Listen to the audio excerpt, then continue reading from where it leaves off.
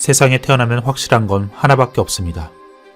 언젠간 다시 돌아가야 한다는 것 말이죠. 그리고 사람은 태어나면서 선물을 하나 받습니다. 삶이라는 선물이죠.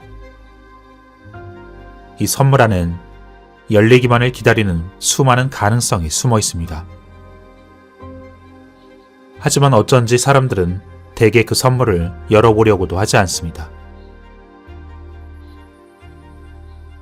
인류는 유례 없이 좋은 시절을 살고 있습니다.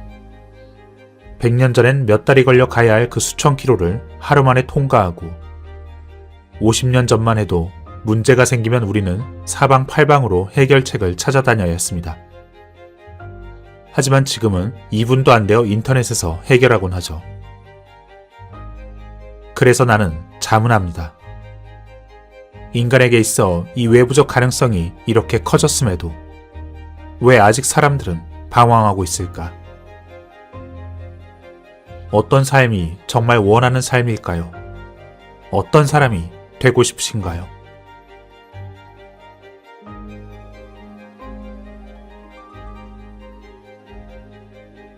인생에서 확실한 건 태어남과 죽음뿐입니다.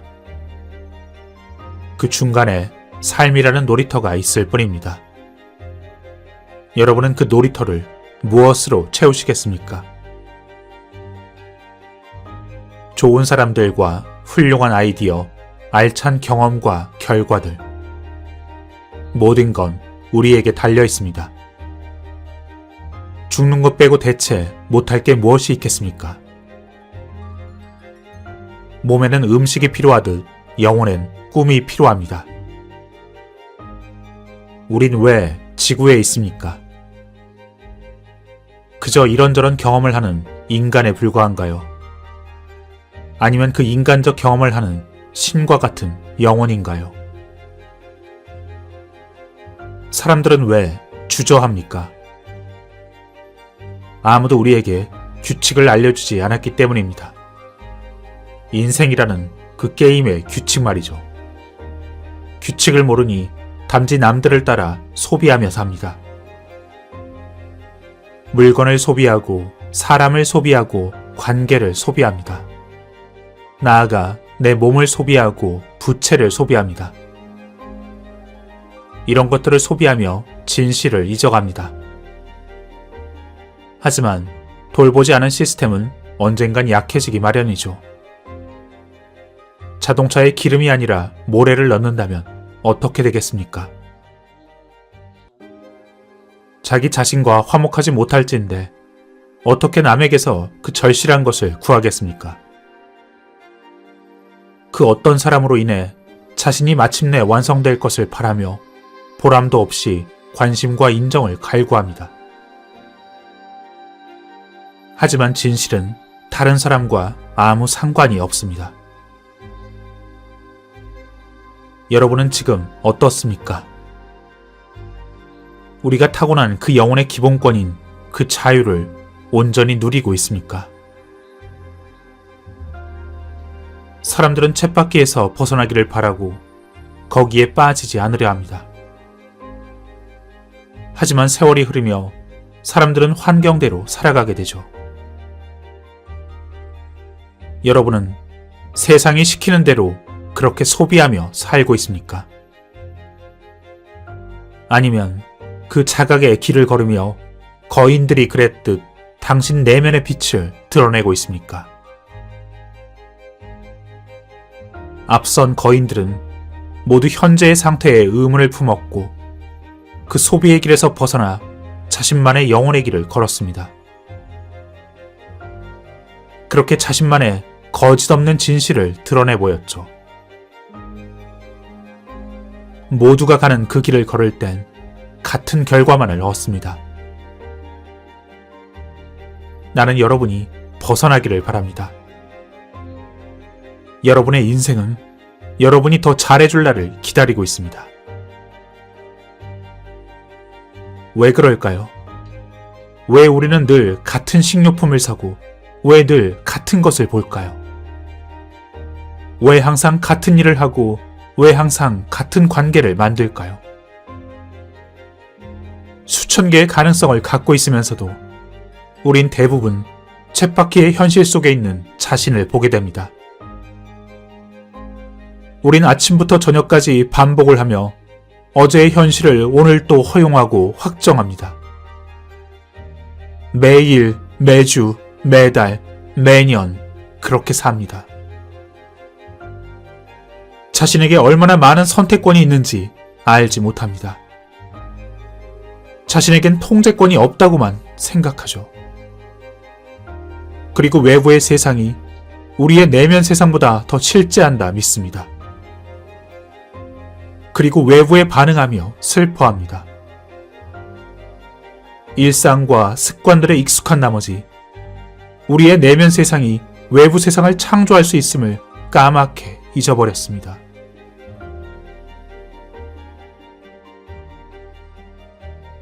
여러분이 지금 책상에서 보고 있는 그 어떤 물건이든 순위 차트에 오르는 새 음악이든 당신이 좋아하는 그 음식이든 모두 처음엔 누군가의 머릿속에만 존재하던 생각이었습니다. 사람들에게 부족한 건 단지 하나의 아이디어 그뿐입니다. 하지만 대부분의 사람들은 평생 준비가 되지 않습니다. 왜냐하면 늘 오프라인에 있기 때문이죠. 사람들은 자신이 받는 그 뛰어난 영감에 주의를 기울이지 않습니다. 나는 모차르트도 아니고 셰익스피어도 아니라 무시해버립니다. 그렇게 고민도 없이 아이디어는 즉시 사라집니다. 더 높은 나에게 그 신호를 받지 않을 것이며 그렇게 계속 오프라인에 머물 것이며 기존에 반복된 그 생각의 패턴에 갇혀있겠다 메시지를 보냅니다. 사람들은 모두 끊임없이 정보를 받고 있습니다. 하지만 그것을 영감이라 인식하지 못하는 것이죠. 니콜라 테슬라는 말했습니다. 우주엔 영감의 원천이 있고 우리의 뇌는 수신기일 뿐이라고. 다른 사람의 인생을 사느라 낭비하지 마세요. 여러분 내면의 목소리가 타인의 시끄러운 소리에 묻히지 않게 하십시오. 가슴이 하는 말과 직감을 용감히 따르세요. 당신이 무엇을 진정 원하는지 여러분의 마음은 알고 있습니다. 다른 것들은 중요하지 않습니다.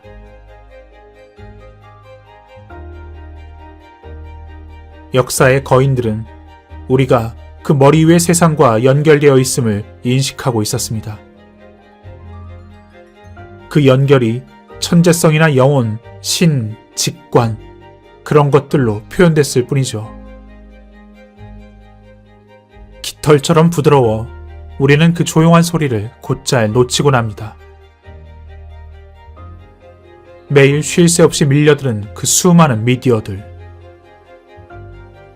주변이 시끄러울수록 우린 내면의 세상을 놓치게 됩니다. 당신이 기도할 때 당신은 신에게 말을 겁니다. 하지만 당신이 명상할 땐 신이 당신에게 말을 겁니다. 생각으로 꽉 들어차 있다면 영감을 받을 수 없습니다. 그러니 고요한 시간을 가지십시오. 드라마도 피해의식도 죄책감도 없는 바로 그 순간. 당신은 단지 그곳에 있습니다. 그러면 영원히 감사해야 할 테고 당신의 삶은 더욱 편안해질 것입니다. 무의식이 보내는 그 신호를 알아차리게 될 것입니다. 진실은 그것만의 진동수를 가지고 우리의 가슴은 그것을 의심하지 않을 것입니다. 끊임없이 계속되는 그 생각의 고민을 버리고 당신은 그 직관을 신뢰할 수 있습니까?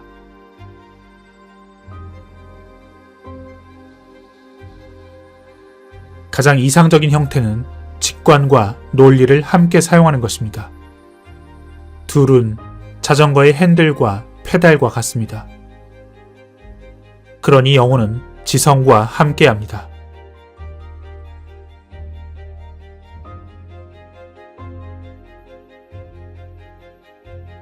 여러분이 의도를 내면 영감은 떠오르게 되어 있습니다. 에드가 케이시는 말했습니다. 지극히 높은 차원에서 모든 사건을 보면 시공간은 사라지고 미래도 과거도 없다. 그저 창조적 표출의 순간 모든 것이 동시에 일어난다. 여러분이 보다 높은 차원의 영혼에 접속할수록 여러분의 생각과 행동이 더 빨리 긍정적으로 변할 것이고 그 놀라운 끌어당김 속에 더 높이 날기 시작할 것입니다. 사람들은 모두 물을 받는 항아리와 같습니다. 여러분의 에너지 그 진동수가 높을수록 항아리의 입구는 넓어지고 물은 더 잘 들어옵니다. 그렇게 영혼이 주는 영감의 질도 높아집니다. 그리고 거기에서 비범한 인생이 나옵니다. 이렇게 당신은 온라인으로 돌아왔습니다. 그리고 이제 받아들입니다. 그 상태에 머물러 보십시오. 당신의 더 높은 나, 그 당신의 영혼이 당신의 인생을 끌고 가게 받아들이십시오. 어떤 정신적 고투 없이, 어떤 에고의 목적도 없이 당신은 편안하게 창조적 상태에 놓여 있습니다. 아무런 소모 없이 당신의 영혼이 주는 그 교서를 받습니다.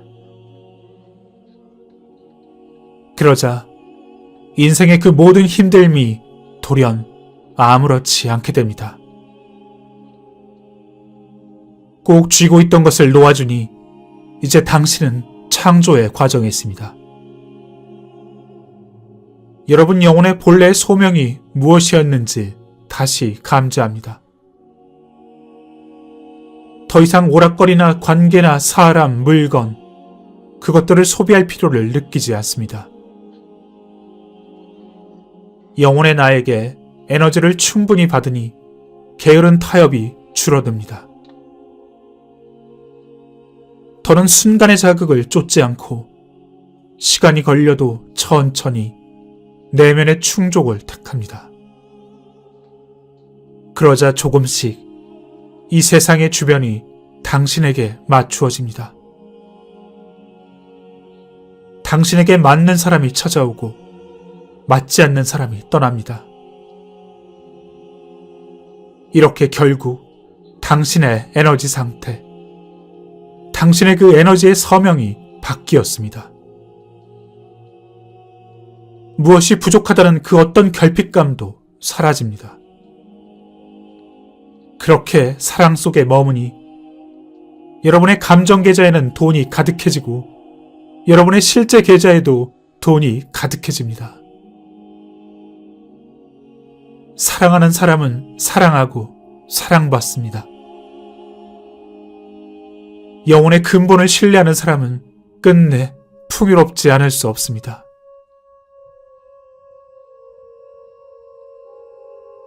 더 나은 삶을 원하십니까? 너무나 간단합니다. 그저 에너지의 진동수를 올리십시오. 삶이 한결 수월해질 것입니다.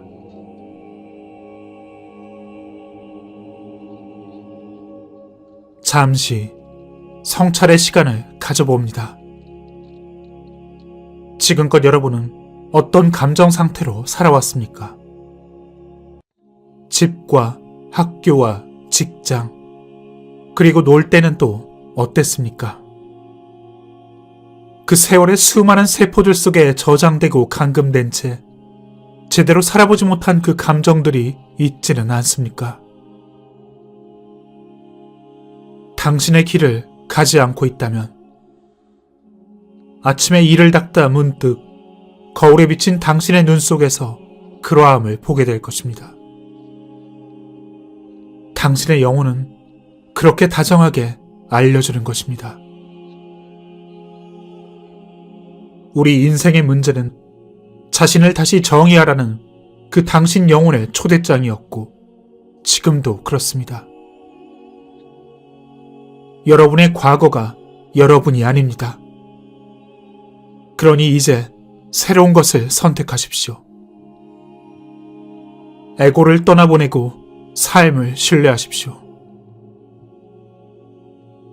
여러분이 지금 생각하는 것, 우리가 매일 거듭 느끼는 그 감정들, 우린 그것들을 무한한 우주로 쏘아 올릴 뿐입니다. 그리고 그 라디오 주파수를 통해 이것과 똑같은 것을 주세요 라고 외치고 있습니다. 더 나은 삶을 원하십니까? 좋습니다. 더 나은 감정이 필요합니다. 공감과 용서, 정직과 선행, 웃음과 존경, 관대함, 기쁨과 인정, 보살핌과 배려, 모두 사랑입니다.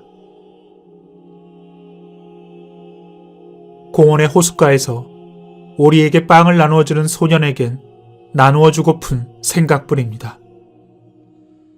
그것을 먹는 오리를 보고 기뻐하고픈 생각뿐입니다.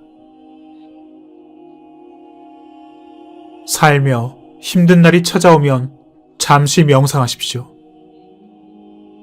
현실을 뒤집어 엎고 싶은 그 정신부터 진정시키십시오. 그 짧은 명상으로 세상이 바뀌는 것은 별로 없을 것입니다. 하지만 당신 내면의 세상에선 많은 것이 바뀔 것입니다. 어째서 그렇습니까? 세차게 흐르는 강물을 컵에다 부면 물컵은 탁하기만 합니다. 하지만 잠시 멈추어 보십시오. 모래는 가라앉으며 컵은 투명해집니다. 그뿐입니다. 그렇게 간단합니다. 그런데 어째서 멈추지 않습니까? 오직 고요할 때만이 명확하게 볼 수 있습니다. 그리고 그러한 높은 의식이 자유를 부릅니다. 에고는 묻습니다. 어떻게 여기에서 내가 원하는 걸 얻을 수 있을까? 하지만 영혼은 묻습니다. 어떻게 하면 이 상황을 가장 공정하게 해결할 수 있을까? 우린 우리의 그 의식의 수준만큼 행복해질 수 있습니다. 여러분 본래의 그 연결을 회복하십시오. 갓난아기는 끊임없이 잠을 잡니다. 원래의 그 조건 없는 사랑에서 벗어나 이 별의 에고의 의식을 감당해야 하기 때문이죠. 새로운 환경에 적응기 위해 평행 우주 속에 잠을 자며 영혼의 연료를 공급합니다. 그렇게 아기는 인간의 죄의식과 수치심, 결핍, 그런 억압적 모순들을 받아들이며 저 위와의 영적인 연결을 천천히 끊습니다. 그렇게 에고가 우리를 장악합니다. 영감보다 논리가 중요해지고 신뢰보다 통제가 지배합니다. 에고와 지성이 대양이라면 사랑은 한 방울의 물처럼 귀해집니다. 하지만 어느 순간 기적이 일어납니다. 우주와 끊어졌던 그 영혼이 다른 깨어난 영혼과 만나게 됩니다. 그리곤 비로소 자신이 어땠었는지를 기억합니다. 자신이 잊어버렸던 그 지혜의 꿀이 얼마나 달콤했었는지를 기억합니다. 여러분 내면의 나침판을 따르십시오. 여러분에게 필요한 것은 주변의 침묵입니다.